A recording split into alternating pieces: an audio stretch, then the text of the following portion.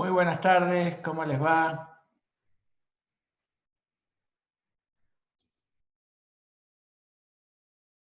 Bueno, muy bien. Em, Ustedes saben que nuestro tema de estos días es modelos contables, ¿sí? Y el otro día comenzamos a revisar conceptualmente cómo estaba la disciplina en general y en particular enfocándonos en estos asuntos. Entonces, lo que ahora les voy a compartir es una presentación muy sencilla que tiene que ver con rebobinar un poquito de todo lo que hablamos, pero ultra rápido, para centrarnos en las cuestiones principales de modelos, ¿sí?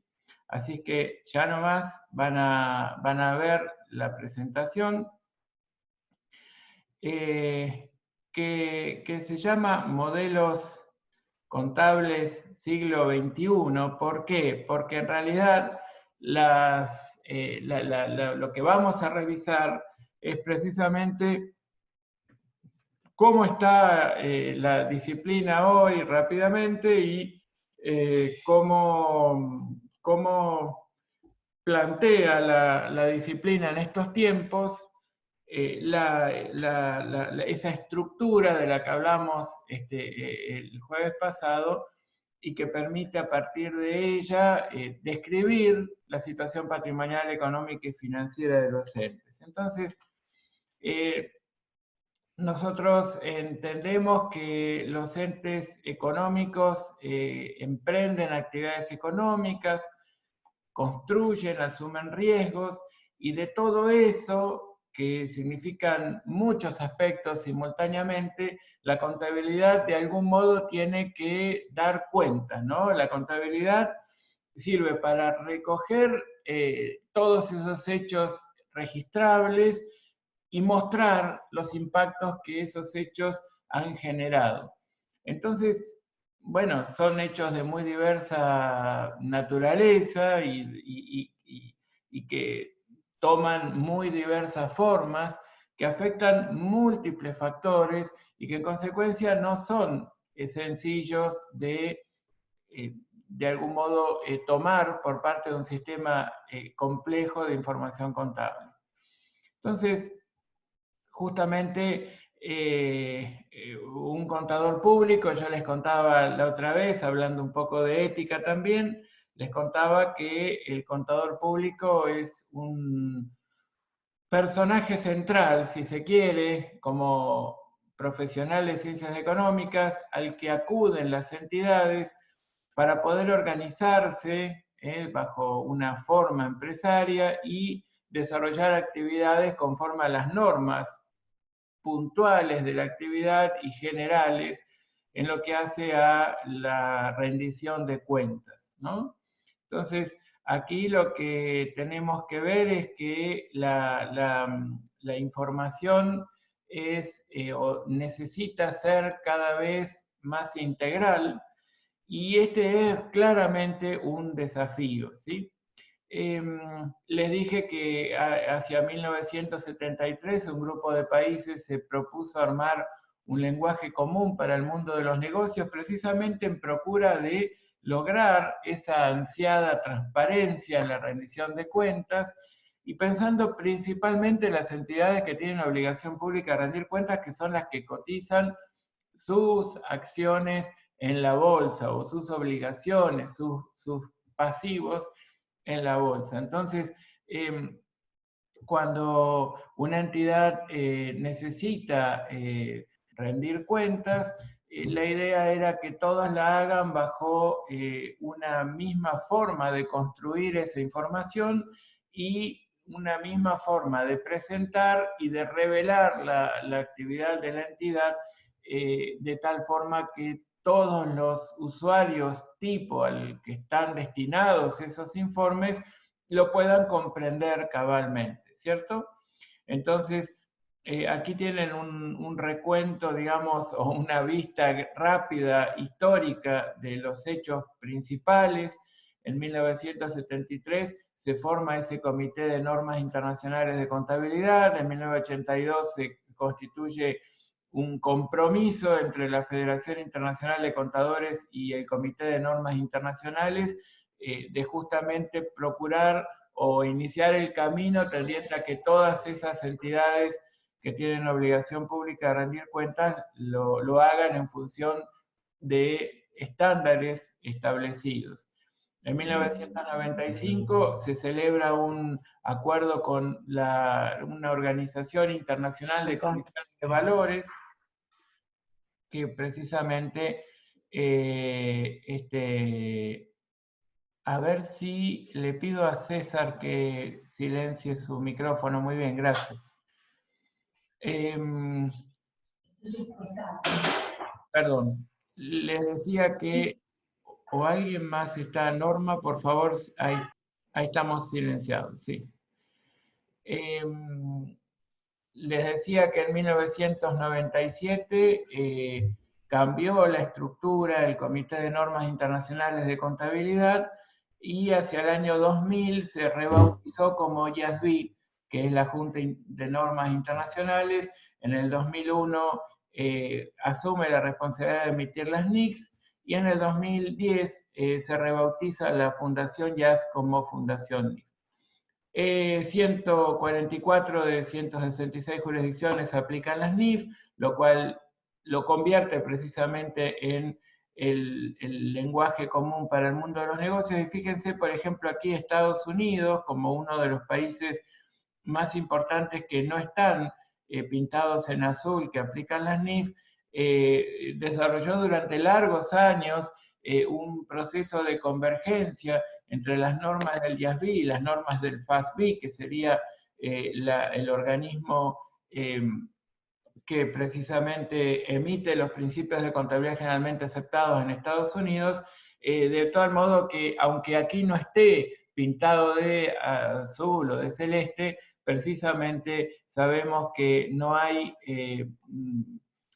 digamos, diferencias materiales, ¿no? Diferencias significativas entre un conjunto de estándares y el otro. Entonces, lo que implica ese nacimiento de las normas internacionales es justamente una mayor transparencia, una consideración de los riesgos que hasta allí no se habían tomado y una contabilización de contratos que hasta allí no se contabilizaban hasta tanto generen algún tipo de transacción, y eso es una diferencia sustancial. ¿Justamente para qué?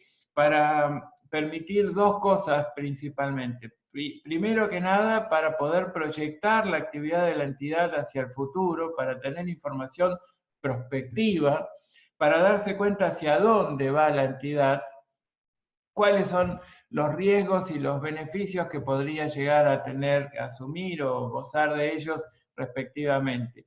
Y a su vez para facilitar la comparabilidad de estados de publicación de todos los entes que trabajan en base o aplican estos estándares que, como decimos en la parte superior de esta diapositiva, se basan en principios y no en reglas, lo cual ya les expliqué la otra vez, que lo esencial es que el basarse en principios y no en reglas es que se aplica el criterio profesional para la resolución de las situaciones que no están claramente definidas en los estándares, y eso da mucha más ductilidad y mucha más posibilidad de aplicar el criterio profesional, porque si todo estuviese arreglado y uno no se puede mover de esas reglas, claramente nos quitaría una suerte de autonomía en el ejercicio de la profesión que es muy importante preservarla, ¿no?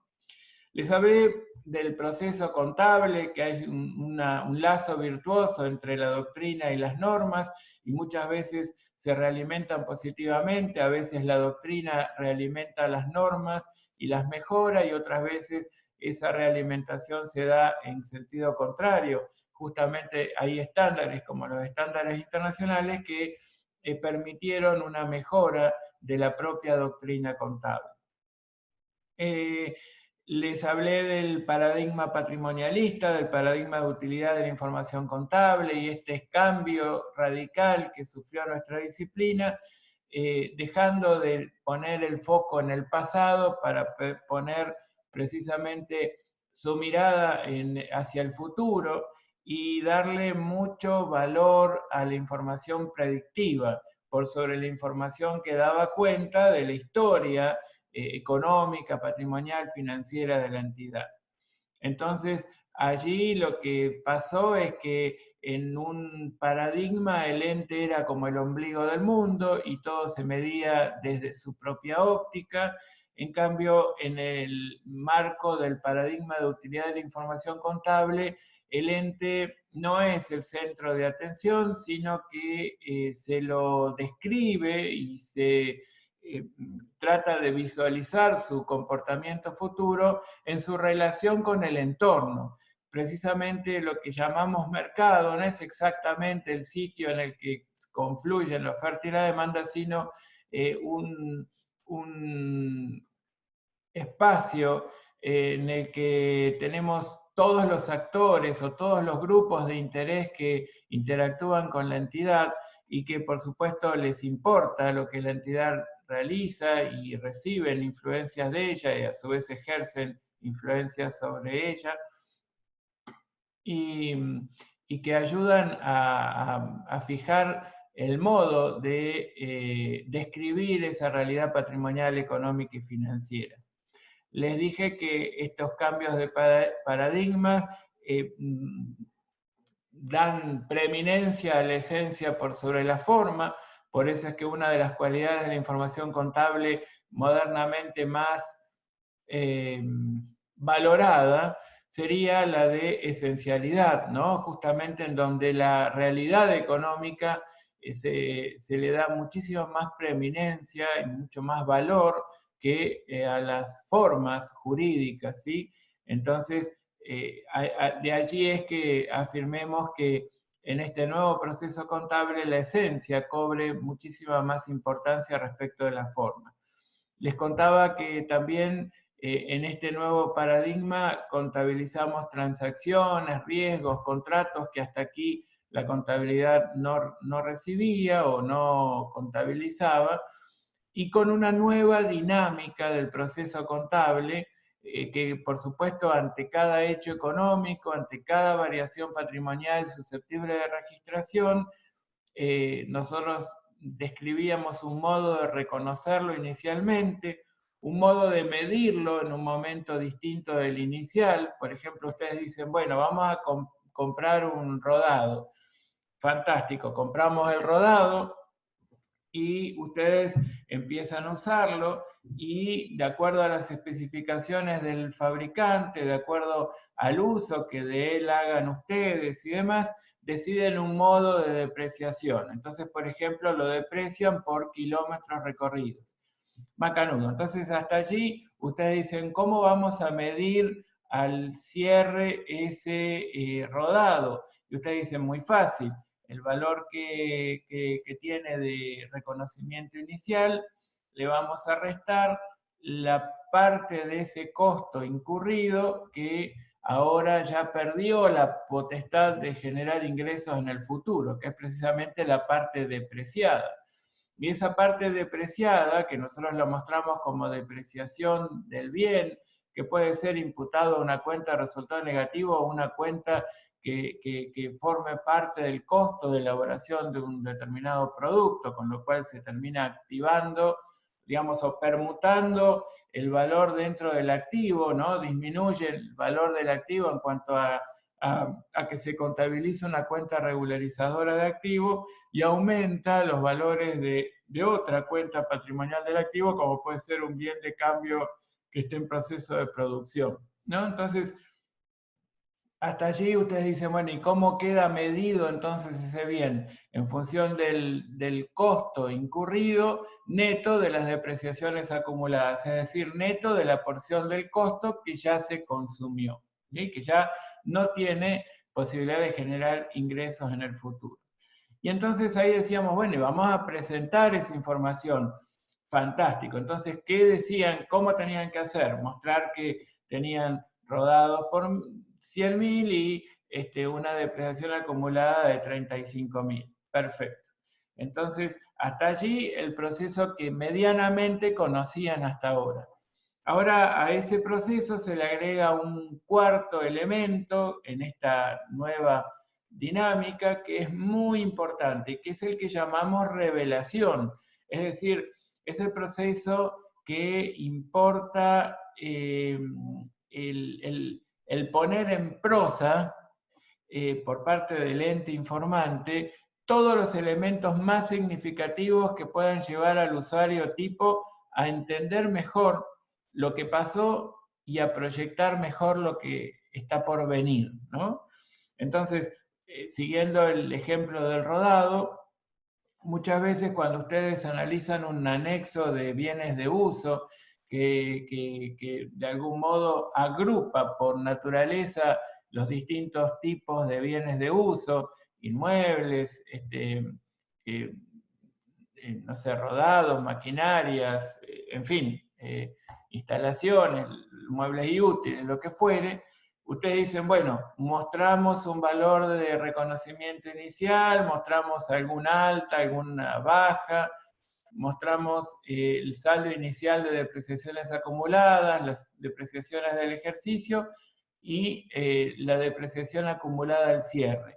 Por diferencia entre ambos que da el valor residual contable expuesto. Y a veces ustedes no logran identificar bien cómo habrá de ser la evolución futura. Por ejemplo, en una nota a los estados contables, tal vez la empresa pueda llegar a comentar que deprecian por línea recta o que deprecian por años dígitos crecientes o decrecientes, o que tal vez lo hacen por kilómetros recorridos, unidades producidas u horas trabajadas, qué sé yo, del modo como la entidad lo pueda llegar a definir. Pero en una nota genérica, en donde ustedes no tienen demasiados elementos como para poder avisorar cómo habrá de comportarse en el futuro ese grupo de bienes de uso. Y siempre piensen que cada vez que deprecian un grupo de un bien de uso cualquiera, lo que ustedes están haciendo es creando una reserva dentro del patrimonio, de tal modo que evitan reconocerlo como una ganancia, sino lo muestran como un costo o como un gasto, de tal modo que dentro del activo queden los recursos necesarios como para el día de mañana renovar ese bien de uso. Y ese es un poco el propósito del cómputo de la depreciación de un bien de uso, ¿no? Entonces, ¿qué agrega la revelación en torno de esta nueva dinámica del proceso contable? Más letra que permita al usuario entender cómo podría ser el comportamiento futuro. Entonces, muchas veces, respecto de este propio ejemplo que les digo, que les doy, tal vez tengamos que contar un poco más de que lo que dice el cuadro. Desglosar un poco en partes significativas de lo que sería el conjunto de bienes de uso, describir en forma sintética, pero digamos clara y completa, cómo calculamos las depreciaciones de cada uno de los grupos de bienes y cómo, en consecuencia, se piensa ir renovando, ¿no?, los bienes. Y de esa manera tenemos una idea bastante más importante que la que nos daba el viejo cuadro de evolución de los bienes de uso, donde solo teníamos un conjunto de saldos agrupando todos los bienes de uso de igual naturaleza y agrupadas también las depreciaciones al inicio, las del ejercicio y las acumuladas al cierre. Bueno, entonces, ahora sí es importante que reconozcamos que a la luz de estos nuevos estándares internacionales surgieron nuevos modelos contables, es decir, nuevas estructuras que nos sirvan para describir la situación patrimonial, económica y financiera de los entes. quedamos el jueves en una descripción somera de lo que era el capital a mantener, la unidad de medida y los criterios de medición. Pues vamos a charlar un ratito sobre cada uno de ellos y ahí voy a tal vez salir un poquito del PowerPoint para después volver a él a los efectos de ir desmenuzando un poquito cada cuestión. Cuando hablamos de capital a mantener, usualmente se plantea que hay dos alternativas. ¿Y por qué recordábamos que era importante fijar un criterio para mantenimiento de capital? Porque es una definición o representa una definición a partir de la cual vamos a definir la cuantía y el signo del resultado del periodo. ¿Cómo nos fue? ¿Sí? ¿Cuál fue el resultado o la performance de lo que acabamos de desarrollar, de la actividad económica que acabamos de desarrollar? Entonces, para algunos, lo importante es que sostengamos a lo largo del periodo el capital invertido en la actividad y que logremos acrecentarlo. Entonces, la medida del resultado va a ser en cuánto acrecentamos o disminuimos ese capital con el que arrancamos. Y en cambio otros pueden poner el foco en la composición física del capital y decir, a mí lo que me importa es, más allá de la cuantía del capital invertido, es sostener una cierta capacidad operativa. Es decir, a mí me interesa seguir siendo capaz de producir 10.000 unidades de producto A. Eso es lo que yo necesito. Entonces, conocedor de la actividad, me planteo qué necesito para sostener los 10.000 unidades de productos A elaborados en un ejercicio. Y entonces me doy cuenta que necesito tal disponibilidad en caja y bancos, tales cuentas por cobrar pendientes y tales cuentas por pagar pendientes. Necesito una determinada cantidad de insumos, una cantidad determinada de productos en stock listos para la venta. En fin, necesito una determinada cantidad y composición de bienes de uso. Puedo hacer una descripción de cuál es el capital físico o el capital operativo que yo necesito contar con él justamente para mantener un nivel de actividad determinado. Al primero de los ejemplos que les di, lo llamamos capital financiero o dinerario. Es decir, sería el capital que representa los pesos invertidos por la entidad al inicio de ese ejercicio y que yo me planteo sostener al cierre y, de ser posible, incrementarlo. Entonces, ese capital financiero es el modo de definición de capital a mantener que toman todas las entidades emisoras del mundo. El 100% de las actividades emisoras del mundo se ocupan de mantener el capital financiero dinerario, es decir, tomar como un punto de partida el capital invertido al inicio y pretender sostenerlo al cierre, midiendo los resultados, comparando el stock al cierre con el stock al inicio de lo que es el capital invertido. Si el stock al cierre es superior, ganamos, si es inferior, perdimos, si es igual, quedamos empatados, por decirlo de algún modo, ¿sí?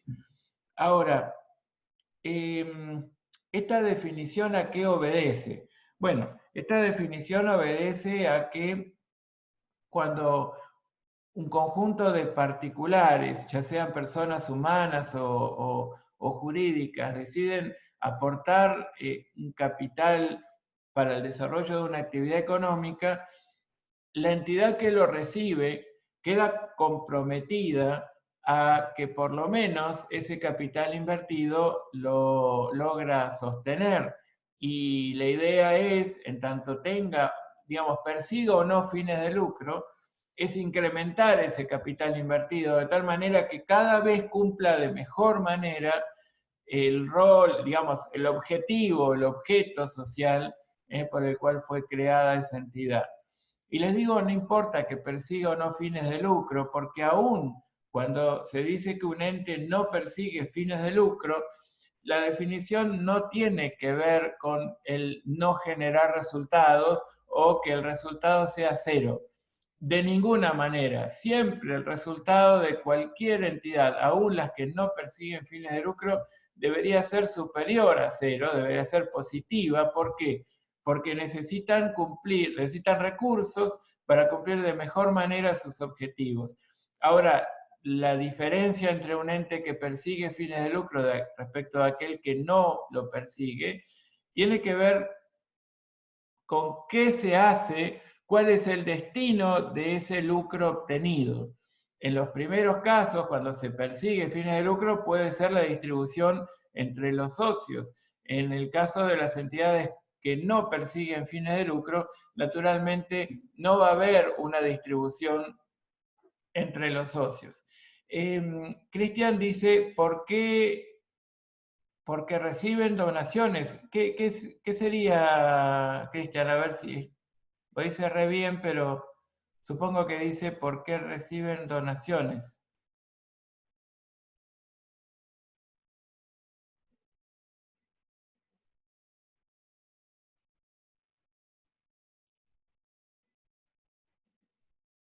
Cristian.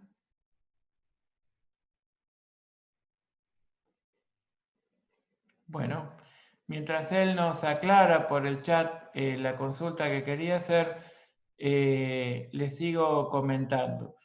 Entonces,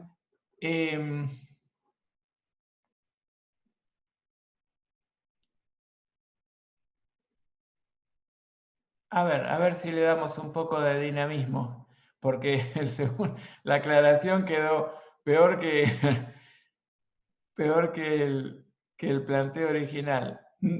No. Bueno,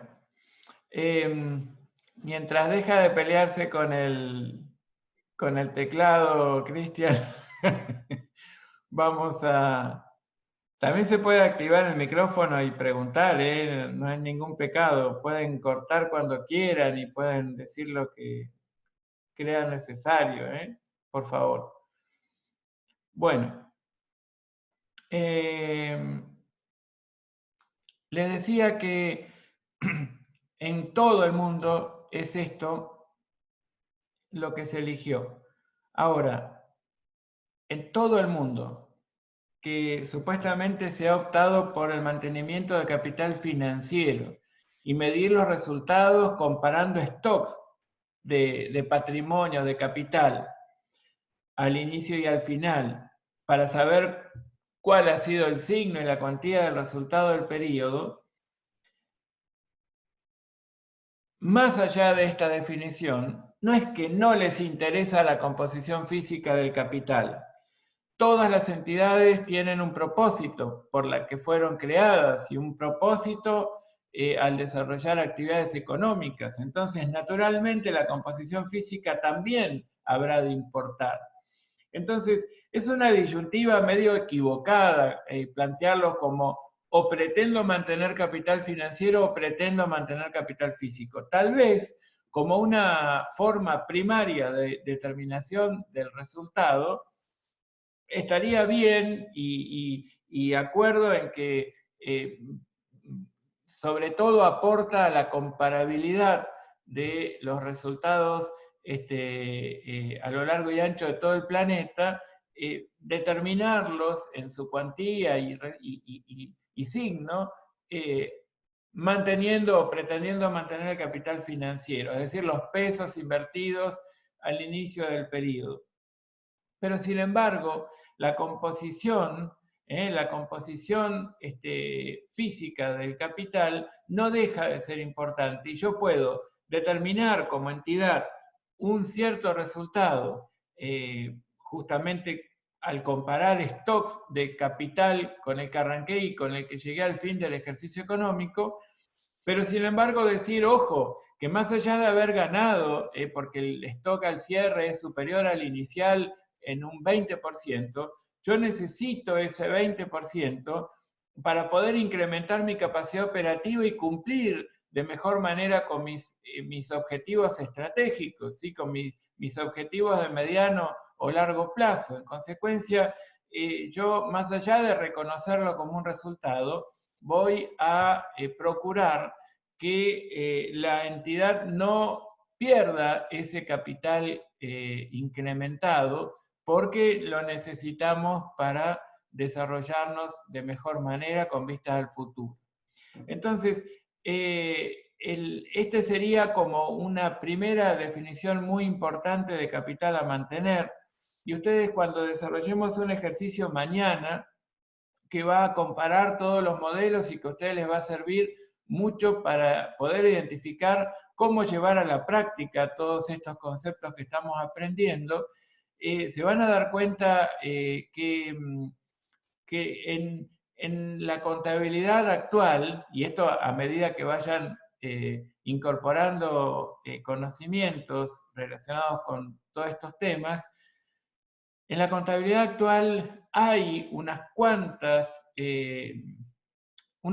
indicios que nos dan o nos demuestran que estas visiones son complementarias, pero de ninguna manera excluyentes, ¿sí?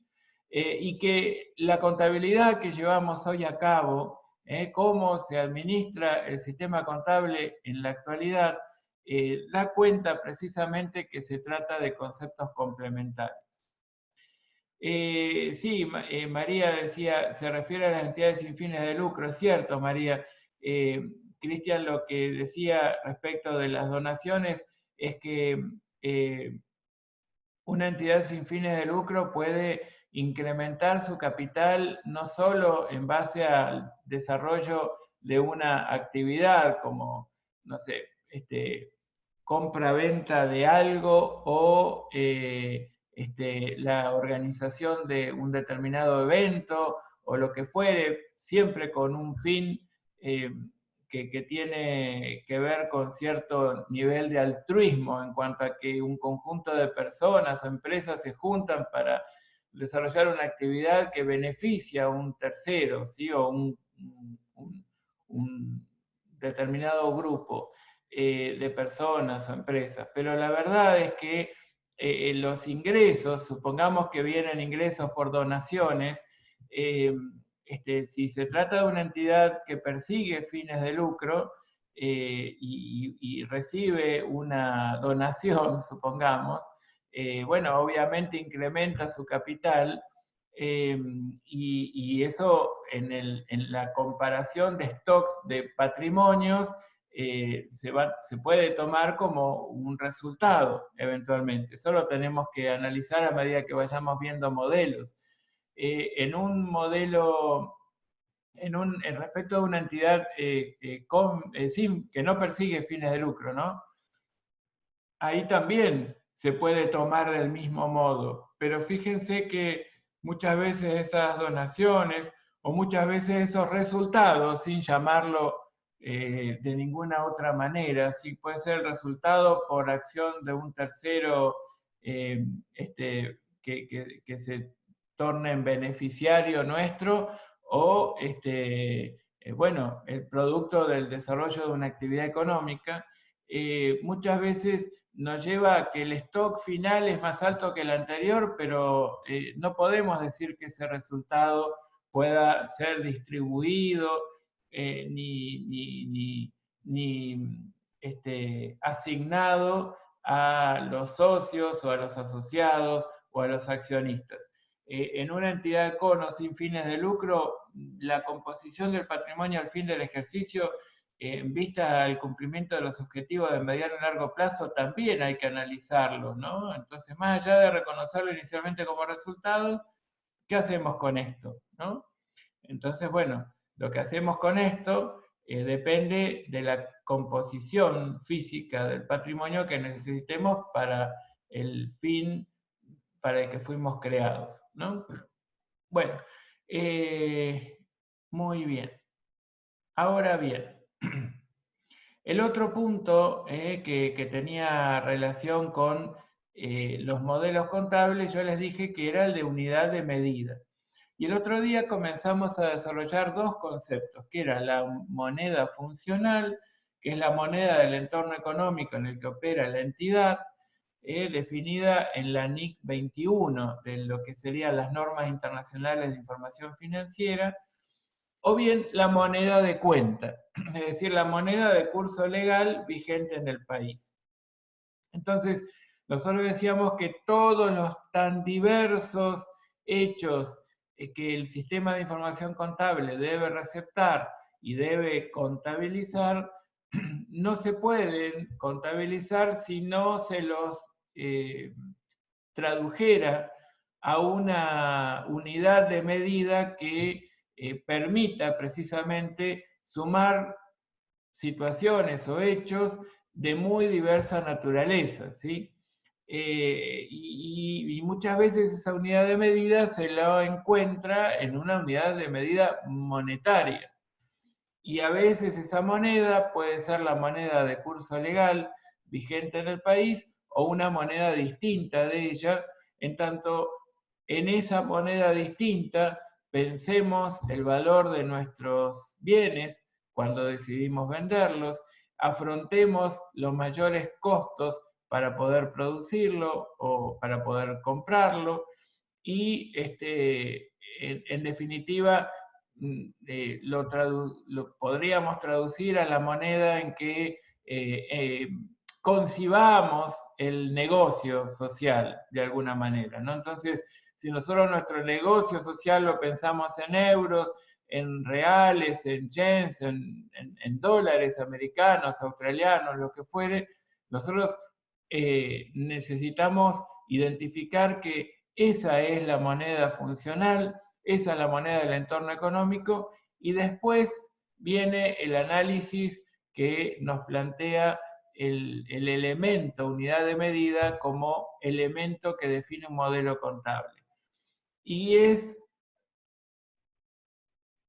decir, nos va a importar reconocer algunos hechos del entorno que son variables no controlables por la entidad y medir el impacto que ella tiene sobre el patrimonio y los resultados, o no nos va a importar. Ese hecho económico del entorno, que seguramente va a influir sobre el patrimonio y los resultados, es lo que llamamos normalmente inflación. La inflación la definen los economistas como un proceso que muestra un aumento sostenido en el nivel general de precios de una economía. Y ese aumento sostenido en el nivel general de precios representa una circunstancia en donde va más allá de si los tomates están más caros porque es un momento en el que hay poca producción y mucha demanda, o están muy caras las camperas porque las camperas estamos en invierno y hay mucha demanda y no tan gran oferta, digamos, que comparativamente sea menor. Entonces, aumenta el valor de los tomates en cierto momento, aumenta el valor de las camperas en otro momento, aumenta el valor de cualquier bien o servicio por circunstancias estacionales, por cuestiones muy puntuales de demanda y oferta y la relación que entre ellas se puede dar. Aquí estamos hablando de fijar una canasta de bienes y servicios como testigo, ir midiéndola a medida que van transcurriendo los periodos e ir viendo cómo evoluciona ese nivel general de precios. Y justamente si nosotros tuviésemos que graficar la evolución de la inflación, ustedes notarían que van a utilizar una suerte de función lineal de tipo creciente, en donde ustedes miden o comparan los precios de un conjunto de bienes y servicios a lo largo de los periodos y van a notar que permanentemente van incrementándose. Ese incremento es lo que se llama inflación, y esa inflación lo que está generando en la economía es que cada unidad de medida monetaria que corresponde a la moneda de cuento, a la moneda de curso legal, es o va perdiendo poder de compra a medida que transcurre ese o se va desarrollando ese proceso inflacionario. El proceso inflacionario es un proceso claramente desgraciado en una economía, por decirlo de alguna manera, en donde los que más lo sufren son los que tienen rentas fijas, ¿sí? Normalmente las actividades especulativas digamos, desarrollan con mucho mayor éxito que las actividades productivas. Y esto es algo que en una economía tergiversa mucho la relación entre las variables económicas y genera impactos claramente negativos. Fíjense que todos los eslabones de la cadena capaces de trasladar el impacto de esa permanente suba de precios generalizados, bueno, va a recaer en el que está al fin de la cadena, que es normalmente el consumidor final, el que tiene rentas fijas y el que destina la mayor parte de sus ingresos al consumo y no al ahorro. Es decir, los que más sufren la inflación son los que tienen, como en economía se dice, la mayor propensión marginal a consumir, que son las personas que por cada peso adicional de ingreso lo destinan enteramente al consumo y de ninguna manera, digamos, al ahorro. Entonces, el que percibe una renta fija cada vez ve disminuida su capacidad de compra de bienes y servicios en esa economía inflacionaria y obviamente tiene un impacto serio sobre el desarrollo de todas sus actividades y también sobre la medida de su patrimonio. Entonces ustedes dicen, vieron que algo que cualquiera en la calle dice, bueno, compramos un auto en 1.000.000 de pesos. Pasaron 2 años y el auto vale 1.800.000. Ustedes dicen, pero ¿cómo puede ser? Ya hace 2 años que lo compré. Lo pagué 1.000.000 y ahora vale 1.800.000. Encima lo usé durante 2 años. Ese 1.800.000 no tiene absolutamente nada que ver en términos de poder de compra con el millón que en realidad nosotros aplicamos para la compra de ese rodado, ¿sí? El asunto es que nosotros tenemos que pensar que debería existir algún procedimiento que nos permita encontrar la respuesta a esa incógnita que como neófitos en la cuestión nos podemos plantear legítimamente. ¿Cómo puede ser que yo haya hace 2 años invertido 1.000.000 de pesos y tengo un bien con 2 años de uso que vale 1.800.000? Entonces, de algún modo la matemática y de algún modo las ciencias contables nos tienen que aportar una metodología para identificar qué es lo que pasó en ese periodo, ¿no? Y en todo caso, a valores de hoy, ¿cuánto representaba aquel millón de hace 2 años atrás, ¿no? Y ahí empezaríamos a darnos cuenta que aquel millón, en términos del poder de compra de la moneda actual, representaba tal vez 2 millones y no 1.800.000, ¿sí? O que tal vez representa 1.800.000 y linealmente lo que ha pasado es que acompañó el curso de la inflación, ¿sí? Entonces, una vez que elegimos cómo traducir los hechos económicos registrables, valiéndonos de la moneda funcional o valiéndonos de la moneda de cuenta, de la de curso legal vigente en el país, tenemos que tomar una siguiente decisión. Vamos a reflejar el impacto que tengan puntualmente la inflación o la deflación reinante en el medio en el que desarrollamos la actividad, o vamos a hacer caso omiso a ella. Y ahí es donde surgen estos dos conceptos que les muestro en la diapositiva. Cuando nos manejamos con moneda heterogénea, nos manejamos con valores expresados en una unidad de medida que representan poderes de compra diferentes, correspondientes a distintos momentos de la vida del ente, ¿sí? Y eso es algo que en un entorno de estabilidad de la unidad de medida no nos preocupa, pero en un entorno de inestabilidad sí nos puede preocupar.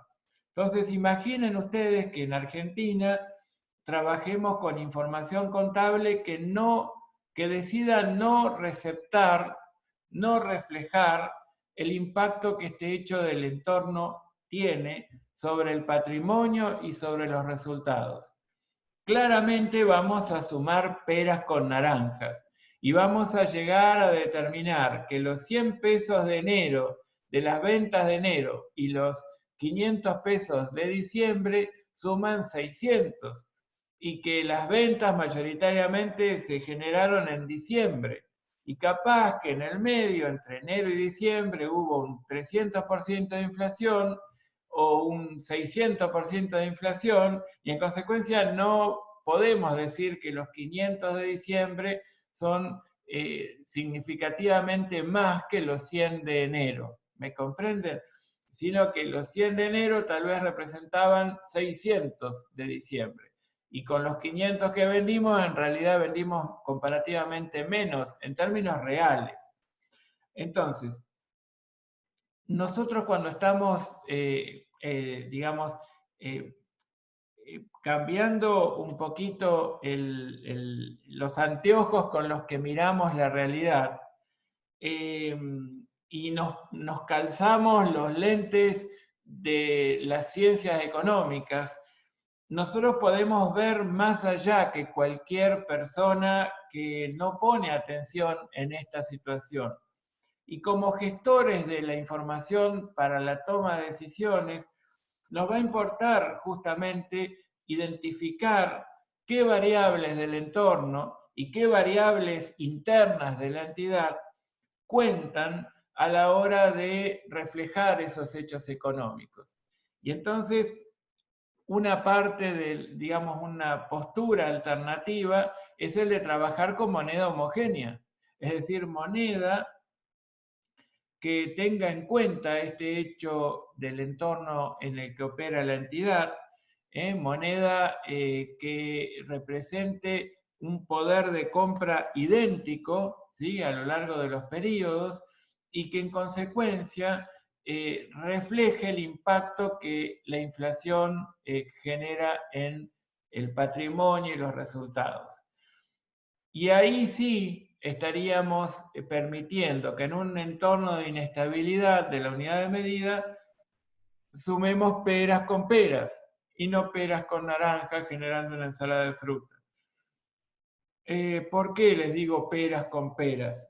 Porque si yo en enero vendí por 5.000 pesos y en junio, que es la fecha de cierre de ejercicio, vendí por 3.000, yo tengo que ver cuánto significaban los 5.000 de las ventas de enero en términos del poder de compra de esa unidad de medida de junio. Y probablemente si yo hiciera o sumara 5.000 más 3.000 me daría 8.000. Desde el punto de vista matemático yo puedo hacer esa suma, pero desde el punto de vista conceptual, en cuanto a nuestro foco en la unidad de medida, nos daríamos cuenta que no podríamos sumar los 5.000 de enero con los 3.000 de junio, porque los 5.000 de enero significaban algo muy distinto respecto de los 3.000 de junio. Supónganse que entre enero y junio hay o hubo un 50% de inflación. Entonces, ese impacto nosotros tenemos que considerarlo, ¿no? Y tenemos que mostrar entonces que las ventas de enero fueron notoriamente más importantes que las ventas de junio y que no deberíamos sumar 5.000 más 3.000, sino que deberíamos hacer una cuenta distinta, ¿sí? Entonces, Aquí permítanme que voy a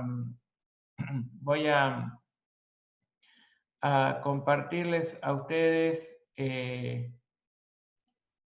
una pequeña planilla. Lo voy a poner más grande esto.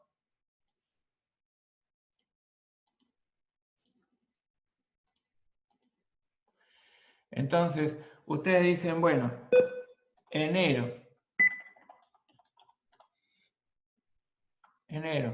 tiene un valor original que es igual a 5.000.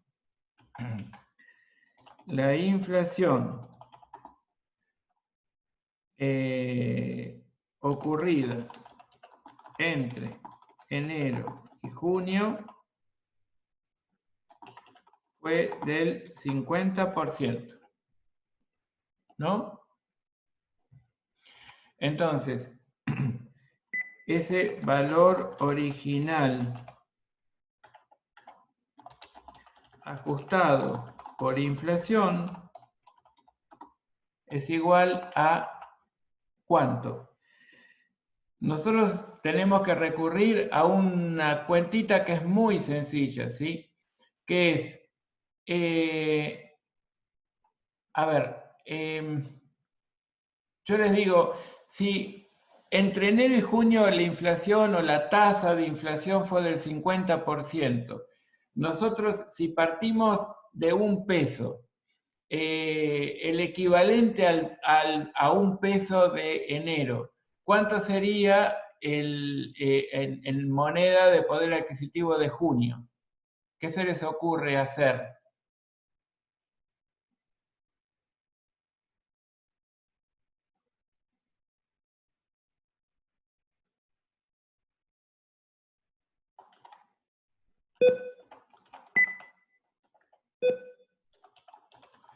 La tasa de inflación es del 50 dividido 100, ¿no?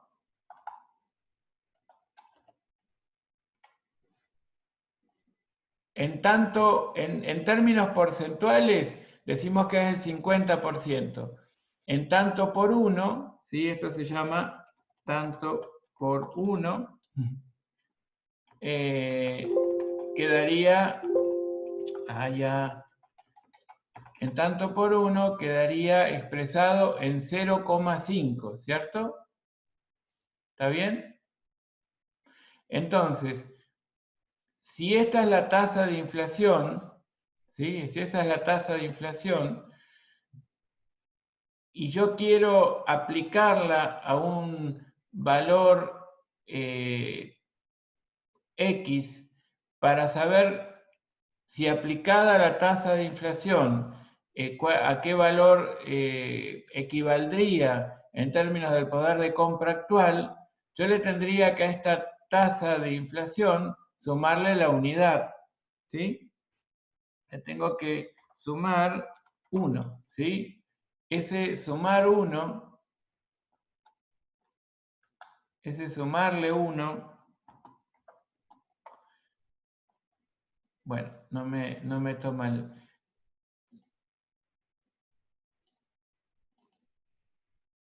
Y sumarlo, ¿sí?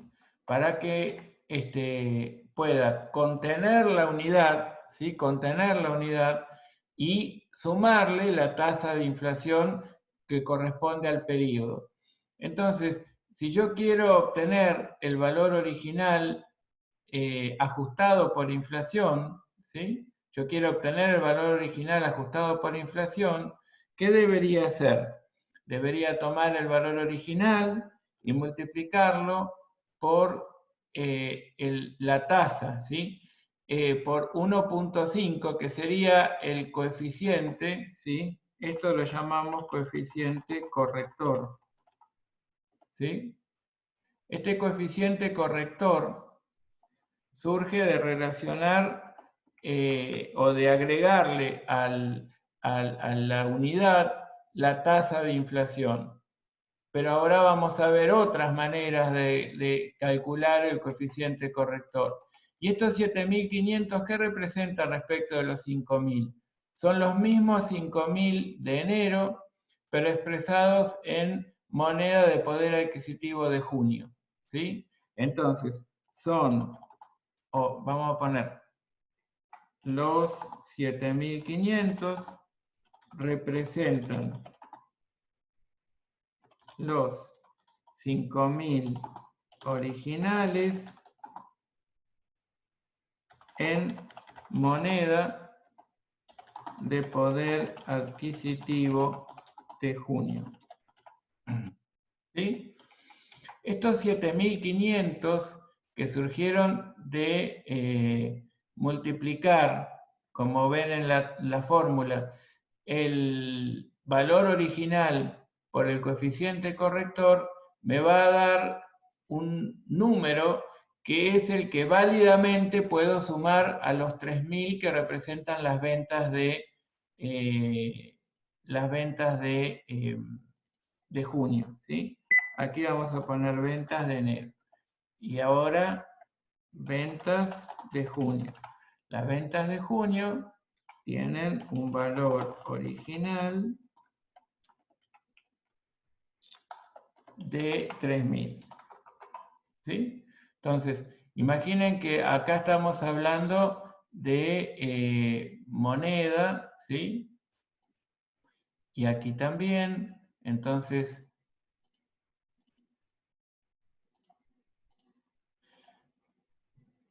si nosotros, a ver, vamos a hacer, a sumar las ventas. Sumamos las ventas. Ah, ya.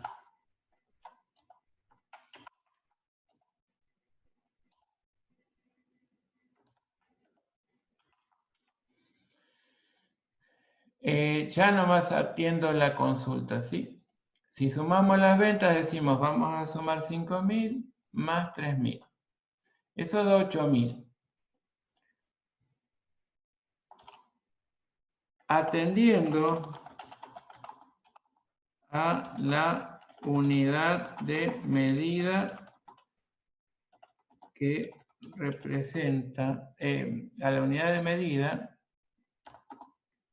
decimos que son valores que representan un poder de compra diferente. ¿Sí? Entonces, a los 8.000 lo tendríamos que poner en rojo, ¿sí? Y pintarlos, porque representan, ¿sí? Esto vamos a ponerlo en negrita, representan un poder de compra diferente. Entonces, las ventas en moneda homogénea, ¿cómo vamos a poder determinarlas? Sumando, acá me había olvidado de expresarlo en decimales, ¿sí? Sumando los 7.500, que representa el valor de ventas de enero en moneda de poder adquisitivo de junio, más las ventas de junio. Y estos 10.500 sí representan, sí expresan las ventas medidas en moneda de poder adquisitivo de junio. ¿De acuerdo? Entonces, lo esencial de lo que acabamos de encontrar es que estos 10.500 sí expresan moneda de poder adquisitivo de junio. ¿Qué era todo lo que había pasado? Que en los 8.000 no habíamos tenido en cuenta el impacto que la inflación había tenido sobre el patrimonio y demás. A ver, aquí dice Fanny 1.5. 7.500 más 3.000, dice, propone Aileen. Sí, correcto.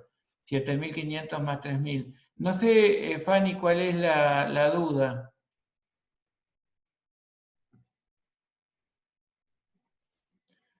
¿Por qué 1.5?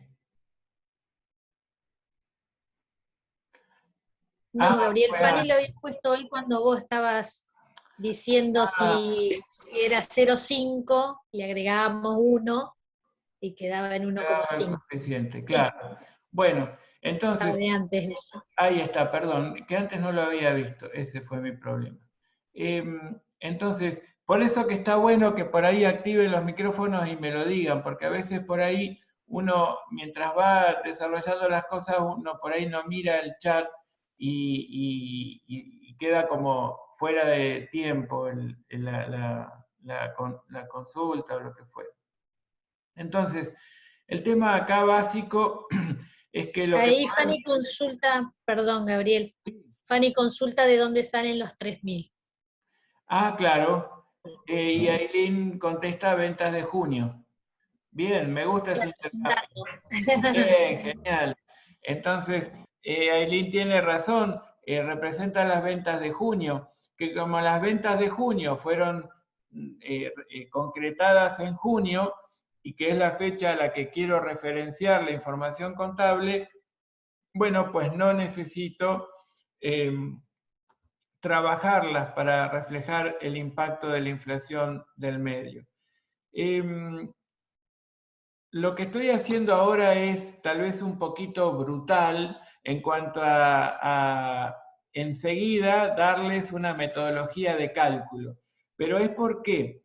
Porque muchas veces lo conceptual, para bajarlo a la práctica, cuesta entenderlo. Entonces, lo vemos desde un punto de vista práctico y ahora lo subimos a lo conceptual. Entonces, un planteo de una persona que no entiende absolutamente nada de toda esta cuestión que nos ocupa. Y le dice, dígame, si yo en enero vendí por 5.000 y en junio vendí por 3.000, yo creo que vendí por 8.000, ¿cierto? Y ustedes le dicen, sí, sí, en términos nominales, vendió por 8.000. Tiene razón, la matemática nos ayuda a saber que 5.000 más 3.000 da 8.000. Ahora, ¿ustedes se quedan con esa cuenta matemática? No. Ustedes tienen que decir, a ver, dígame una cosa. Cuando usted vendió en enero, concretó una venta por 5.000 unidades monetarias. Esas 5.000 unidades monetarias representaban lo mismo que los 3.000 de junio en términos de poder de compra.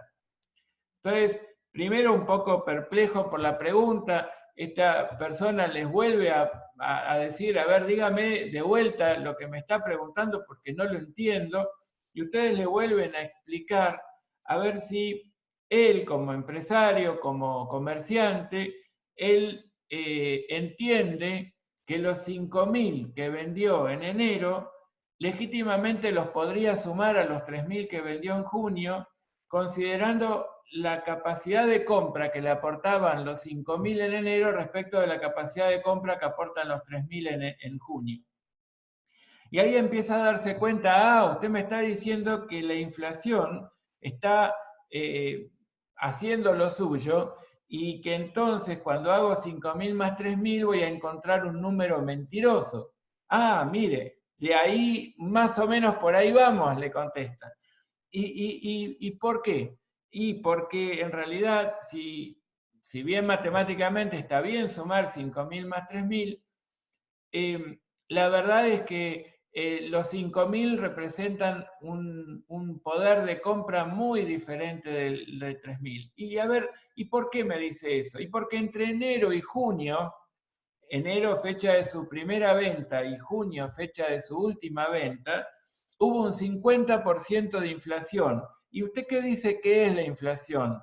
La inflación es ese aumento generalizado y sostenido en el nivel general de precios. No es que una cosa en la economía subió de precio, subieron todos los bienes y servicios de más masivo consumo en esa economía.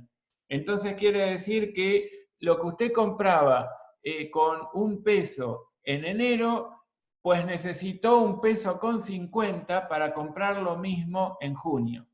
Y ahí su cliente les empieza a decir, ah, ahora lo voy entendiendo. Entonces, ¿qué quiere decir? Que en los 5.000 de enero yo compraba cosas por 5.000 y en enero, en junio, si hubiese querido comprar lo mismo, hubiese necesitado 7.500. Eso mismo le estoy diciendo. ¿Sí? Y esto es lo que estamos recreando, un diálogo entre ustedes y su cliente. Y entonces dice el hombre, bueno, entonces si continúo con el razonamiento que me propone, ¿qué cuenta voy a tener que hacer? Voy a tener que a los 5.000 sumarle la tasa de inflación que reinó entre enero y junio, y ese valor sumarlo a los 3.000, que ya representan moneda de poder de compra de junio, y ahí sí entonces decir cuál es el valor verdadero de las ventas en términos del poder de compra de junio. Exacto, está por aprobar el primer parcial, mi amigo, pero es cierto, eso es lo que podríamos decirle. Y entonces, ¿cómo podemos definir una metodología para trabajar esto? Bueno, cuando trabajamos la unidad de medida, nosotros vemos que no todas las partidas que integran el patrimonio tienen el mismo comportamiento frente a la existencia de la inflación. Y él se rasca la cabeza y dice, uy, ahí me perdí de nuevo. ¿Cómo es el tema? Bueno, en realidad lo que está pasando, les cuentan ustedes, es que no todas las partidas que integran el patrimonio reaccionan igual frente a la existencia de ese proceso del medio. Por ejemplo, si usted tiene 1.000 pesos, si usted tuviera, ¿no? En enero 1.000 pesos en caja, un billete de los naranjitas en caja, y lo tiene en junio, ¿son los mismos 1.000 pesos? Y sí, lamentablemente sí. Ahora, si usted en lugar de tener 1.000 pesos en la caja, hubiese tenido 1.000 pesos en mercaderías para la venta, ¿usted seguía teniendo 1.000 pesos? No, seguro que no, porque el valor de las mercaderías hubiera acompañado y reflejado la inflación que se iba generando entre enero y junio. Macanudo, le dicen ustedes. Entonces, ¿qué quiere decir? Que usted, con el hecho de tener un billete de 1.000 pesos en la caja, usted inexorablemente perdió poder de compra, ¿no es cierto? Y sí, más vale que sí. Entonces, ¿usted qué hace en la época de inflación alta? Usted lo que hace es quedarse sin ningún peso en la caja e invertir todo en bienes capaces de seguir el curso de la inflación y de esa manera no perder poder de compra. Pero, por supuesto, si yo, ¿qué hago cuando hay inflación? Yo estoy todo el tiempo comprando mercadería y hasta, ¿sabe qué? Les confiesa, hasta tomo deuda, deuda con mis proveedores y les digo, usted véndamelo a 30 días, yo le pago a 30 días y yo ya sé que a los 30 días en realidad, yo vendo las mercaderías y con mucho menos de lo que vendí, le puedo comprar y pagar, ¿no? Y entonces yo gano poder de compra ahí y tengo una ventajita. Ah, entonces, ¿qué quiere decir? Que hay distintos comportamientos de todas las partidas que integran el patrimonio. Si, por ejemplo, usted tenía 1.000 pesos en caja, seguían siendo los 1.000 pesos de siempre, nada más que perdiendo poder de compra. Si usted tenía mercaderías, las mercaderías evolucionaban en cuanto a su precio, recogiendo el impacto que la inflación tenía y subiendo a medida que la inflación se iba gestando. Y si usted había tomado una deuda con un proveedor y la deuda era en pesos, sin ninguna forma de ajuste, ¿no? de ningún tipo de ajuste por la inflación, ¿vieron cuando ustedes le dicen páguelo a 30 y 60 días sin intereses? Bueno, ¿qué hace el comerciante? En realidad, con mucha menos, con plata que representa mucho menos poder de compra, puede saldar el 100% de su deuda. Se queda pensando su cliente y entonces le dice, uy, la verdad es que tiene razón, entonces, ¿cómo puedo hacer para trabajar todo mi patrimonio y los resultados de tal modo que usted pueda mostrarme que no voy a sumar peras con naranjas, que no voy a generar una ensalada de frutas, sino que lo que voy a hacer es sumar valores que realmente se puedan sumar, porque todos expresan moneda de poder adquisitivo de un mismo momento. Y ustedes, chochos de la vida, porque representa un desafío interesantísimo desde el punto de vista conceptual, ustedes le dicen, mire, ¿sabe qué? Ahora le voy a comentar cómo son los comportamientos de distintos tipos de partidas que forman parte del patrimonio y los resultados, y qué tiene que hacer usted con cada una de ellas. Les voy a contar una forma de homogeneizar partidas que les va a quedar de maravilla, y usted realmente va a poder trabajar la información contable de una manera muy potente, ¿no? Una manera que a usted le permita efectivamente evaluar cómo le fue en su negocio. Y la verdad es que la persona se quedó contenta porque se da cuenta que si él hubiera dicho, mis ventas han sido 8.000, en realidad no, si bien nominalmente fueron de 8.000, no representan los 5.000 lo mismo que representaban en enero, trabajando ese valor en junio. Bárbaro. Entonces, quedó expectante. Y entonces ustedes ahí dicen, bueno, voy a crear en una siguiente hoja, la están viendo, ¿cierto? Una especie de diccionario que nos pueda llevar a trabajar toda esta cuestión. A ver, moneda heterogénea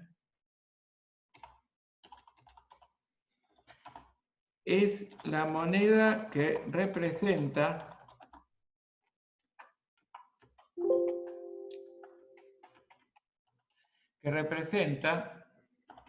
un poder de compra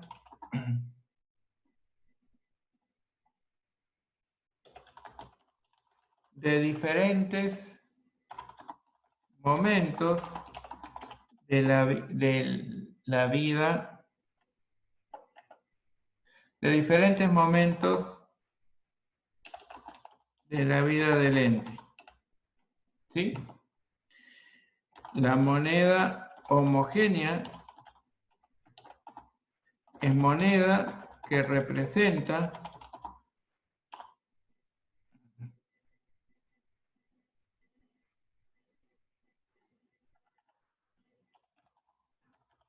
poder de compra de cierto momento de la vida del ente.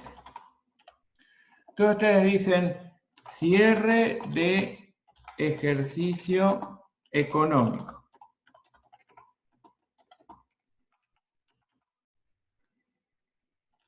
Diciembre de cada año, ¿cierto? Entonces, cuando hablan de moneda,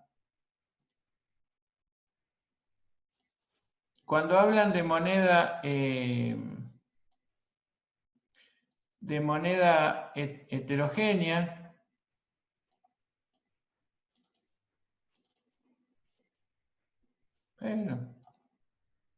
Bueno. Cuando hablan de moneda heterogénea, hablan de una moneda que representa un poder de compra a diferentes momentos, ¿no? Y moneda homogénea, una moneda que representa un poder de compra de cierto momento. Entonces, supónganse que ustedes cierran ejercicio económico en diciembre de cada año, ¿no es cierto? Diciembre de cada año. Ese es el dato. Cierre de ejercicio económico. Fantástico. Entonces ustedes dicen, a ver, ¿cómo está formado el patrimonio? El patrimonio está formado, en principio,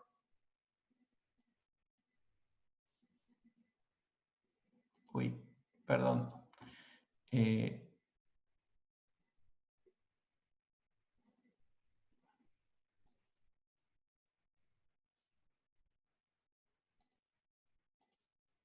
vamos a anotar aquí el activo, ¿sí? Y aquí tenemos el pasivo y el patrimonio neto, ¿cierto? Macanudo. Entonces nosotros tenemos el activo como el conjunto de recursos de la entidad y el pasivo y el patrimonio neto como las fuentes de financiamiento, ¿cierto? Entonces, aquí vamos a anotar conjunto de recursos del ente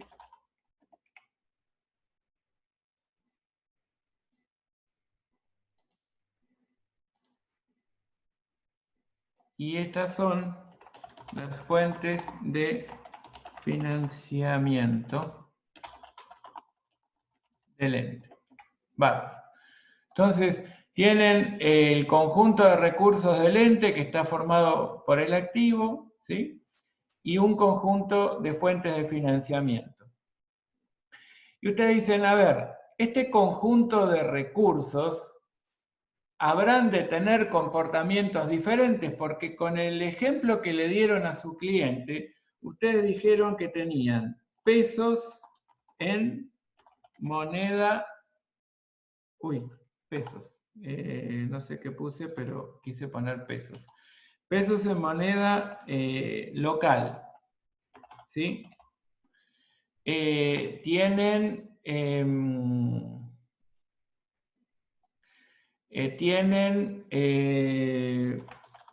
a ver, cuentas por cobrar en pesos. Tienen bienes de cambio. Tienen bienes de uso. Tienen inversiones de distinto tipo. Y pasivos tienen también deudas en pesos sin ajuste. Tienen deudas en especie. ¿Sí? Tienen capital social. Tienen resultados no asignados. Vale. Entonces, se pueden dar cuenta que tienen en ese patrimonio un conjunto de partidas que, por lo visto, reaccionan de modo distinto frente a la existencia de ese proceso inflacionario, que es el proceso que se da en el medio y que ustedes como entidad no pueden manejar. Bárbaro. Entonces, ahí ya empieza a teorizar un poquito cada uno de ustedes y dicen, bueno, vamos a tener que clasificar las partidas en cuanto a cómo reaccionan frente a ese proceso del medio. Y entonces un recursante de contabilidad 2 le dice, yo ya me acuerdo, nosotros hablábamos que había partidas monetarias puras, ¿sí? Allá, partidas monetarias puras y partidas no monetarias. Entonces, a quien está haciendo la materia por primera vez le dicen, uy, la verdad que no entiendo bien cómo es esto de partidas monetarias puras. Ah, bueno, esto era fácil. Las partidas monetarias puras, a ver, un minutito que voy a hacer.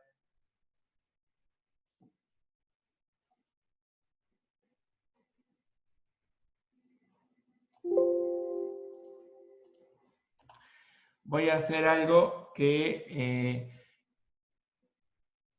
no sé quién me está preguntando. A ver, dice, ¿qué significa RNA? Resultados no asignados. Gracias, gracias Lucas. Y María también apuntó resultados no asignados. Resultados no asignados. Bueno, partidas monetarias puras. Miren, nosotros tenemos este concepto, partidas monetarias puras. ¿Qué vamos a hacer? Vamos a definirlas. Entonces, vamos a decir cuáles son las características de las partidas monetarias puras. Y las características son varias, ¿sí? Entonces, me permito borrar acá y para simplificar voy a preferir listarlas, ¿sí? Listarlas acá como características distintivas. Partidas monetarias puras. Son partidas, ¿sí? Son partidas que expresan poder de compra del momento de la medición.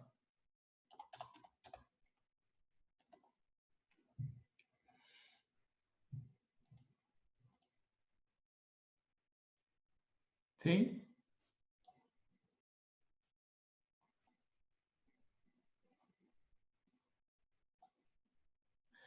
Son partidas que expresan un poder de compra al momento de la medición. No son reexpresables. ¿Por qué decimos que no son reexpresables? ¿A qué llamamos reexpresión? Como se podrán dar cuenta desde el punto de vista lingüístico, nomás reexpresar significaría volver a expresar, ¿sí? Reexpresables. Significaría volver a expresar. ¿Volver a expresar qué? Volver a expresar esa medida monetaria considerando un hecho económico del entorno, como lo es, por ejemplo, la inflación. Entonces, vamos a la hoja 1 de este apunte y decimos, ¿qué sería reexpresar? Reexpresar sería tomar, por ejemplo, los 5.000 pesos que representaban moneda de poder adquisitivo de enero y aplicarle un coeficiente corrector, que sería la unidad más la tasa de inflación, que me lleve la moneda de poder adquisitivo de enero a una moneda de poder adquisitivo de junio. Entonces, llegó a estos 7.500 que representan los 5.000 de enero en términos del poder adquisitivo de junio. Bien, eso sería reexpresar, volver a expresar estos 5.000 contemplando la tasa de inflación que hubo entre enero y junio. ¿De acuerdo? Eso sería reexpresar. Entonces, cuando hablamos de una partida monetaria pura, estamos hablando de una partida que expresa un poder de compra del momento de la medición, que no son reexpresables, ¿sí? Que están expuestas al proceso de inflación o deflación reinante. Así como les dije que la inflación era un proceso de crecimiento sostenido del nivel general de precios de una cierta canasta de bienes y servicios en una economía, la deflación sería el proceso inverso, en donde hay un decrecimiento generalizado de ese nivel general de precios en una economía en un cierto tiempo. Por ejemplo, Estados Unidos durante muchos años había sufrido casi, porque ya les resultaba muy complejo, un proceso de deflación, en donde se apreciaba el poder de compra de la moneda y había un decrecimiento sostenido digamos, o del nivel general de precios, lo que repercutía en que con una unidad de medida monetaria se podía comprar cada vez más bienes o servicios. Ahora están en un proceso completamente inverso, en donde hay una inflación del 7% anual, que también los está volviendo locos porque no están acostumbrados a ese cambio en el nivel general de precios de un modo sostenido y bueno, se encuentran como desamparados en cuanto a cómo reaccionar frente a este proceso del entorno. Entonces, nos damos cuenta que una partida monetaria pura es una partida que expresa un poder de compra al momento de la medición, que no son reexpresables, que están expuestas al proceso de inflación o deflación reinante, y que generan y aquí lo voy a anotar, un RECPAM. ¿Qué significa? Un resultado por exposición al cambio en el poder adquisitivo de la moneda. ¿Sí? Entonces, fíjense que las partidas monetarias puras son partidas que expresan un poder de compra al momento de la medición. Entonces, ustedes dicen, a ver, por ejemplo, 1.000 pesos en caja. Hoy son 1.000 pesos, mañana son 1.000 pesos, siempre representan moneda de cada momento en que lo voy midiendo, 1.000 pesos, siempre son 1.000 pesos. Yo no voy a poder reexpresar esas partidas, vamos a poner que no son reexpresables y lo puse abajo, y que están expuestas al proceso de inflación o deflación reinante. Por ende, al estar expresando siempre un poder de compra del momento de la medición, al no ser reexpresables, porque están expresando moneda de poder de compra del momento, están expuestas al proceso inflacionario y por ende generan un resultado, justamente un resultado por estar expuesta. Entonces, si yo tengo 1.000 pesos en caja y me doy cuenta que perdí poder de compra entre enero y junio un 50%, bueno, pues perdí poder de compra. Entonces, evidentemente, yo no puedo decir que los 1.000 pesos ahora son 1.500. Los 1.000 siempre son 1.000, pero perdí 500 de poder de compra.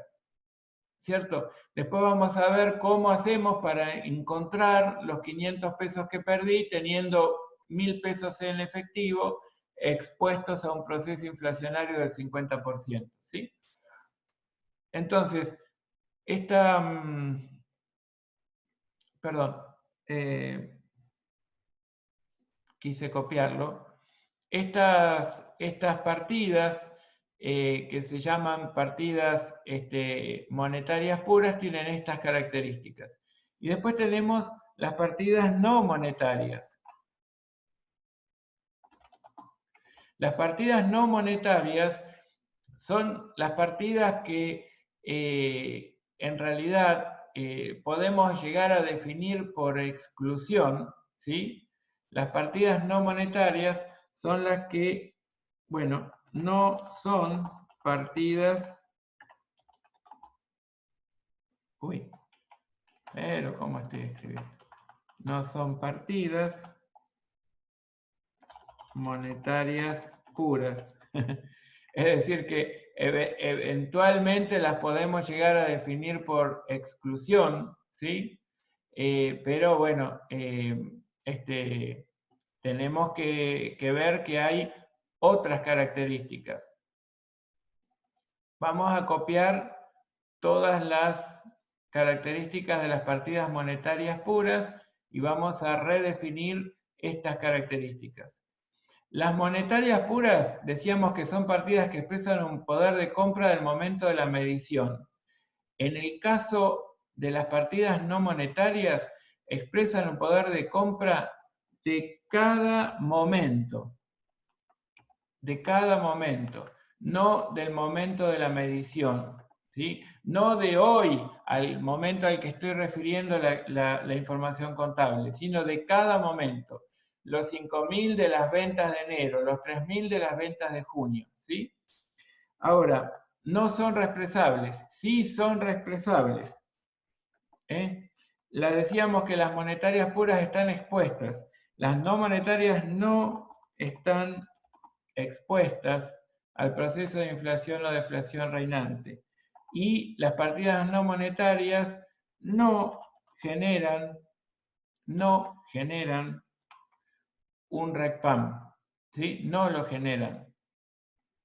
Entonces ustedes dicen, uy, ahora sí que la verdad es que no entiendo nada porque esto no entiendo bien cómo se forma. Y aquí nos sirve, pero de mucho, lo que un señor que se llama David Broch detalló en un libro maravilloso que está en la Biblioteca Gabriel Puentes, que se llama El ajuste integral. Partiendo de la ecuación patrimonial básica, este hombre nos enseñó algo genial, algo realmente genial. Dijo que el activo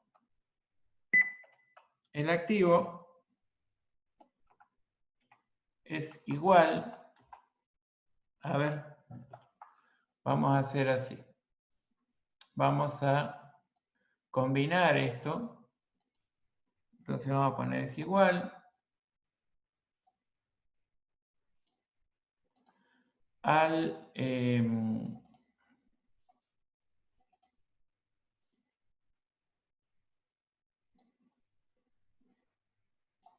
más o menos para que tenga la misma extensión,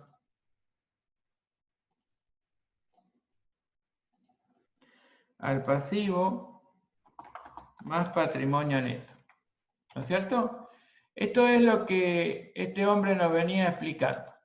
Que por supuesto no lo elaboró él, sino que lo elaboró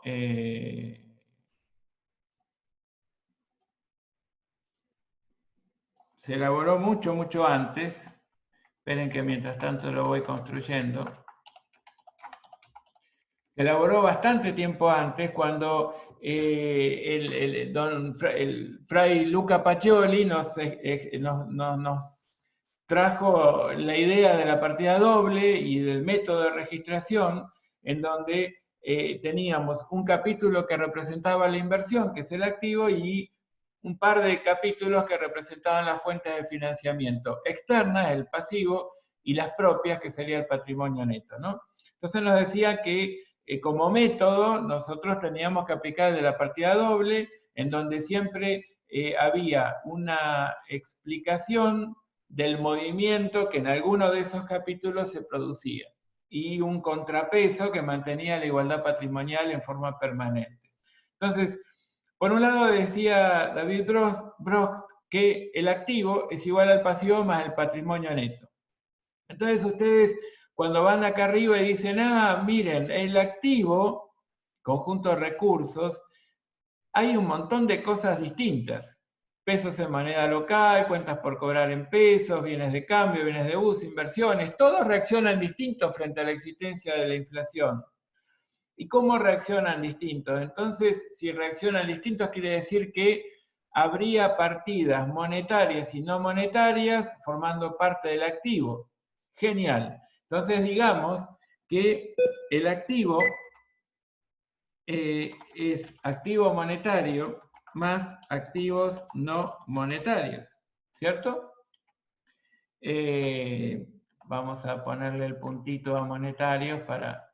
Entonces, el activo podemos desarrollarlo como el resultado de la suma de activos monetarios y activos no monetarios. Maravilloso.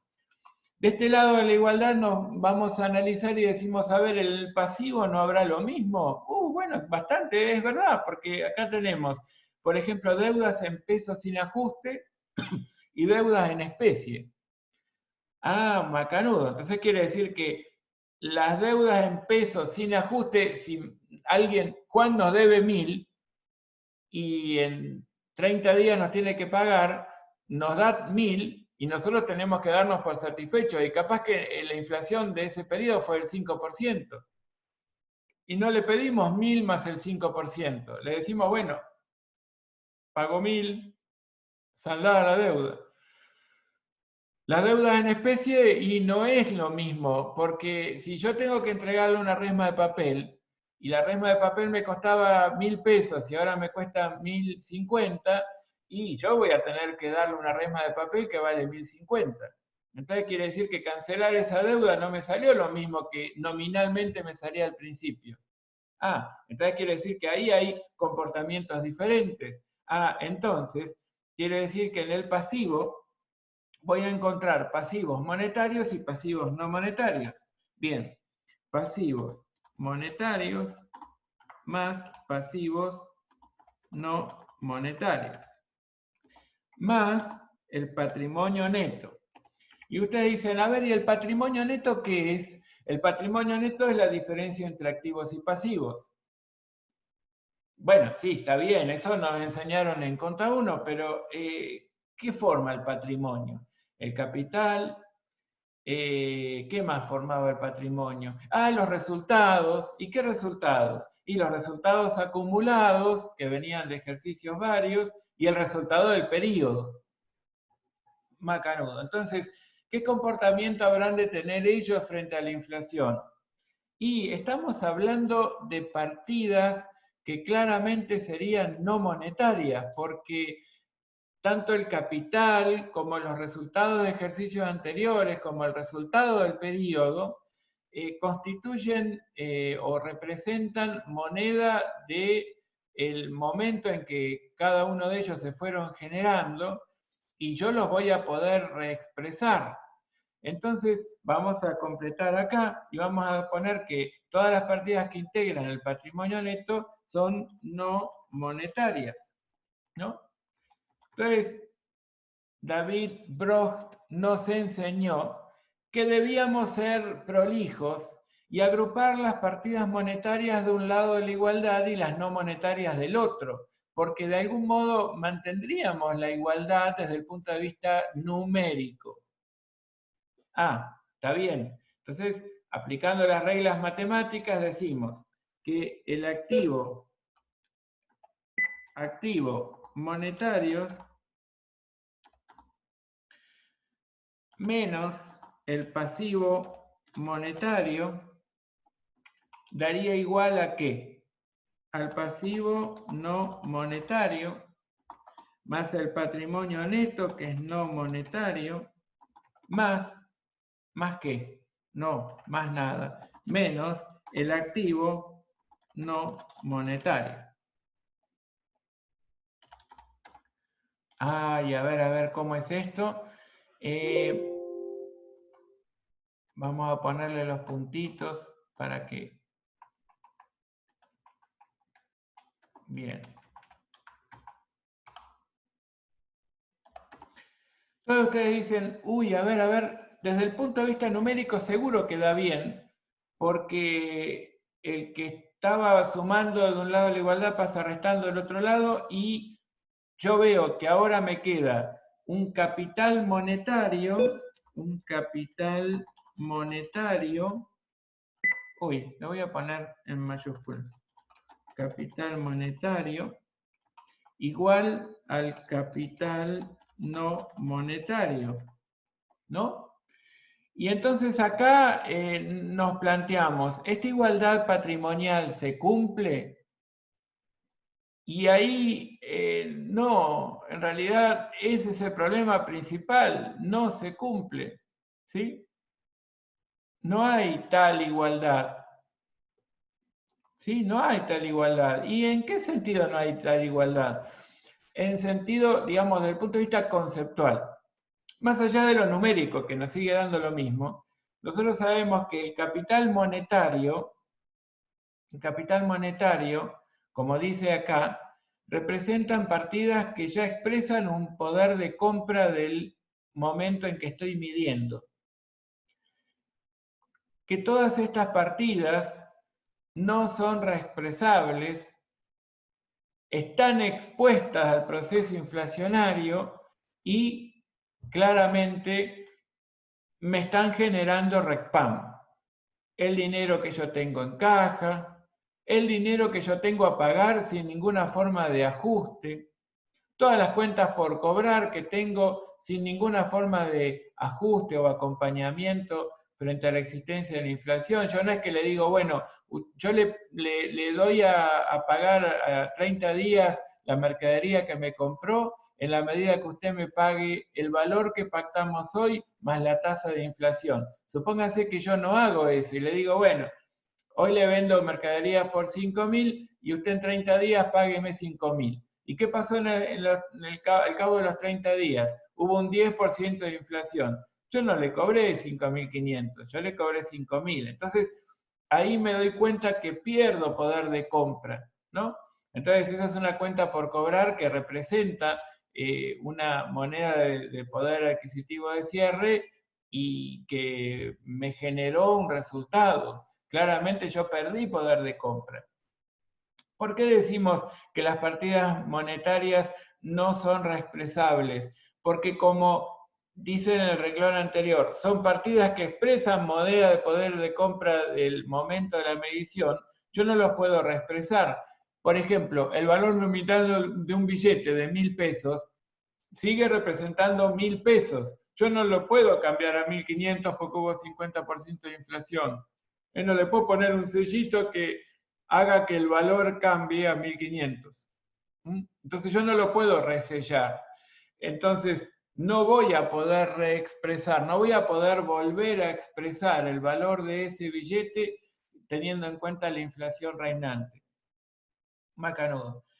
Esto es entonces lo que explica que los términos no sean equitativos desde el punto de vista conceptual. ¿Cuáles eran las características de las partidas no monetarias? Las partidas no monetarias expresan un poder de compra de diferentes momentos y bueno, no están expuestas al proceso de inflación y son reexpresables, ¿sí? No generan un RACPAM. ¿Por qué? Porque yo voy a tener una mercadería que si hay una inflación, seguramente el precio de la mercadería lo va a reflejar, y si tenía un valor de 1.000 y hubo un 50% de inflación, ahora esa mercadería va a valer 1.500. Entonces yo logro acompañar el curso de la inflación. Aquí voy a anotar otra característica más, que es que esto lo voy a cortar y lo voy a pegar aquí. Y aquí voy a anotar que no logran acompañar el curso de la inflación, ¿sí? Y en cambio, las partidas monetarias, no monetarias, perdón, sí logran acompañar.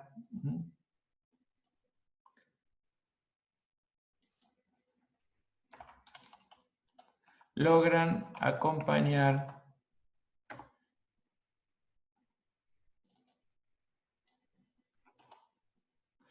el curso de la inflación. ¿Qué significa que logran acompañar el curso de la inflación? Esto que les estoy comentando, si tenemos un valor de unas mercaderías que es de 1.000 y hay un 20% de inflación, seguro que su valor va a moverse, va a cambiarse hacia los 1.200, ¿sí? Porque hubo un 20% de inflación. Eso no puede pasar con una cuenta por cobrar, una cuenta por pagar, un billete en moneda local. Bien, entonces este hombre nos explica y nos dice, bueno, esta desigualdad desde el punto de vista conceptual la tenemos que arreglar. Entonces, si el capital monetario ya expresa moneda de poder adquisitivo de cierre y el capital no monetario digamos, no muestra moneda de poder adquisitivo de cierre, sino de diferentes momentos, yo voy a tener que hacer algo. Entonces voy a tener que aplicarle al capital no monetario un coeficiente corrector. ¿Sí? Un coeficiente corrector. ¿Cómo es el aplicarle al capital no monetario un coeficiente corrector? Bueno, yo voy a tener que recurrir a algo que en la economía existe y que los servicios estadísticos de cada país pueden brindar, que son los índices que miden la evolución de esa canasta de bienes y servicios. Entonces, imaginen que a un cierto momento se dice, bueno, este es nuestro punto de partida, enero de un cierto año, o cualquier mes, ¿sí? Este es nuestro punto de partida. Entonces, hoy nuestro punto de partida es 100. A partir de allí vamos a medir el índice que vamos a determinar, mejor dicho, un índice que mida la evolución de la tasa inflacionaria. Entonces, al mes siguiente, tomamos la misma canasta de bienes y servicios y la comparamos con esa que es nuestra canasta testigo, la del mes inmediato anterior. Y entonces nos damos cuenta que hubo un 1% de inflación, por lo que yo necesito sumarle a ese 100 un 1, justamente porque hubo un 1% de inflación. Bien, y así lo voy haciendo todo el tiempo a lo largo de la vida del país. Entonces, yo voy a ir obteniendo a partir de la intervención de un departamento estadístico o un organismo estadístico de cada país, esa pauta, ese índice que me da la pauta de movimiento de ese poder de compra relacionado con una canasta de bienes y servicios a lo largo del tiempo. Nosotros en Argentina aplicamos un índice que de acuerdo a nuestras normas debería ser el índice de precios internos al por mayor, nivel general, ¿sí? Pero que por un problema estadístico que muchas veces nosotros decimos que a veces no queremos saber que tenemos un virus y entonces rompemos el termómetro justamente porque no queremos saberlo, y entonces muchas veces en Argentina tenemos periodos durante los cuales el organismo estadístico no funcionó o, digamos, construyó índices ficticios. Entonces lo que pasó es que a lo largo de 2 meses, entre noviembre y diciembre del año 2015, se dejó de emitir ese índice de precios internos al por mayor nivel general y hubo que sustituirlo, ¿sí? Entonces, lo que hace hoy el organismo profesional, que es la Federación Argentina, uy, ¿se cortó o no? La Federación... No te escuchamos, Gabriel. bien, bien, porque me apareció un cartel. Bien, les decía que la FAPSE, la Federación Argentina de Consejos Profesionales de Ciencias Económicas, elabora un empalme entre el índice de precios internos al por mayor nivel general y el índice de precios al consumidor en una de Cava, que es que tiene una conformación relativamente parecida y pone a disposición de la matrícula el índice que se tiene que utilizar para hacer esta reexpresión. ¿Y qué significa aplicar el índice? Significa algo muy sencillo. Buscar el origen de cada partida en términos del poder de compra que representa, buscar el origen de cada partida en términos de poder de compra que representa, y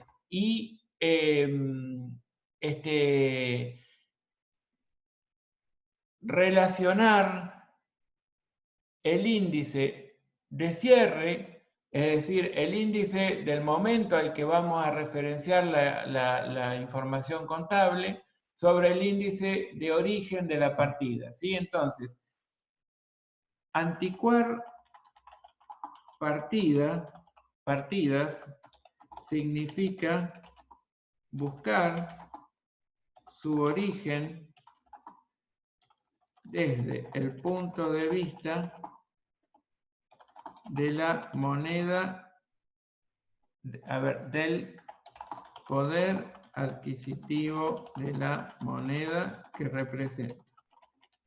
¿Sí?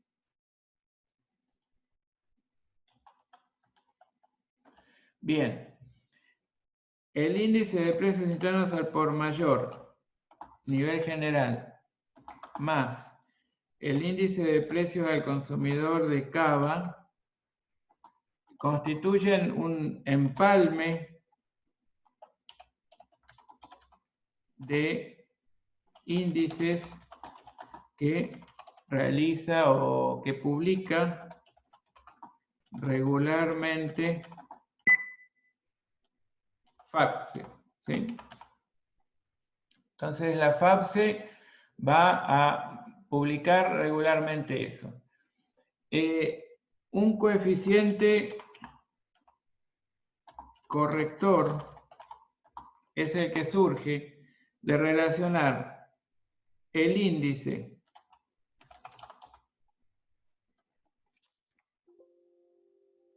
esperen que no me gusta que quede así escrito corrector. Índice de cierre sobre el índice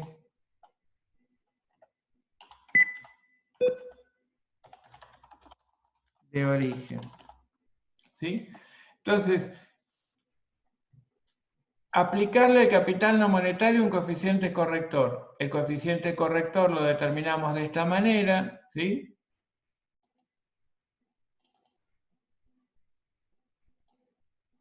Vamos a relacionarlo con colores para identificarlo. Le aplicamos al capital no monetario un coeficiente corrector. El coeficiente corrector lo aplicamos lo determinamos relacionando los índices de origen de cierre sobre el de origen. Y entonces, ¿qué obtenemos? Obtenemos un capital no monetario reexpresado. ¿Sí? Uy. Reexpresado. Este capital no monetario reexpresado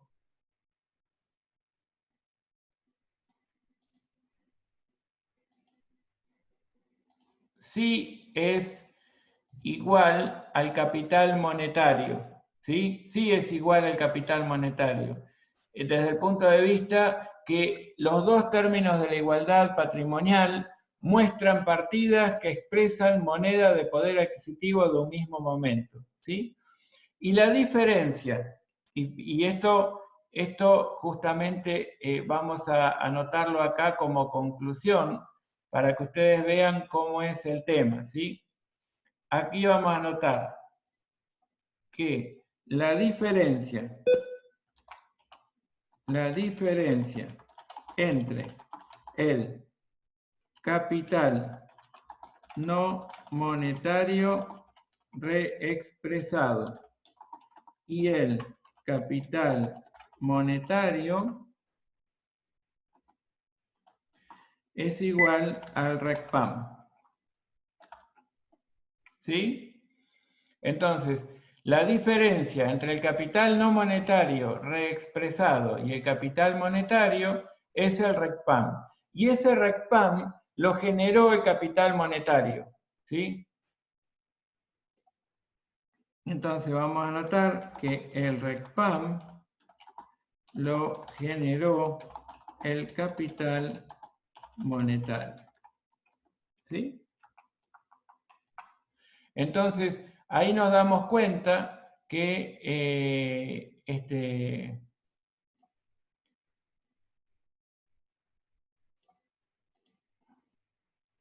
ese capital, el RECPAM lo generó el capital monetario, ¿sí? Y ahí nos damos cuenta por qué decíamos que las partidas monetarias generan el RECPAM, pero no las reexpresábamos.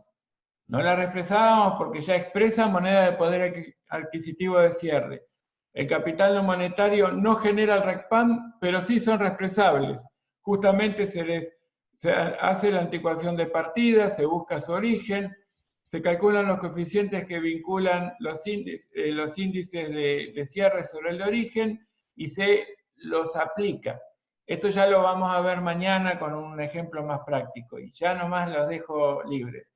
Y el capital no monetario reexpresado, allí sí conceptualmente serían equivalentes al capital monetario. Obviamente va a haber una diferencia numérica entre este capital no monetario y este capital no monetario reexpresado. Bueno, pues es el RECPAM que generó el capital expuesto, ¿sí? Esto les invito a que, por supuesto, lo sigan, lo revean, y obviamente lo vamos a ir trabajando mucho a lo largo de todos estos días.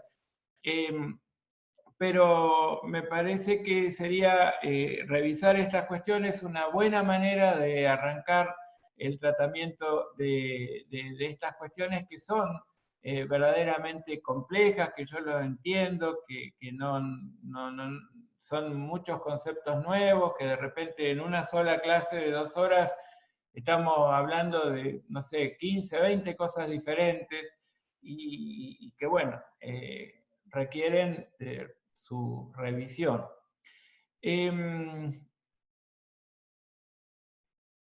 Perdonen que me extendí un poquito más allá de lo que habíamos acordado en cuanto a las clases presenciales, de terminar 10 minutos antes para que el aula se ventile. Como estamos en este medio, ustedes igual pueden llegar a la otra clase, pero en fin, en la medida, por supuesto, sí, la están tomando la clase del edificio de aula, porque tampoco se van a trasladar en helicóptero. Entonces, les pido bueno, que todas las dudas que tengan la planteen a través del aula y, por supuesto, mañana, pasado, el jueves y todos los siguientes días de la semana que viene vamos a seguir trabajando estas cuestiones. Así que no os preocupéis, no se queden sin cenar ni sin almorzar los días siguientes por la preocupación.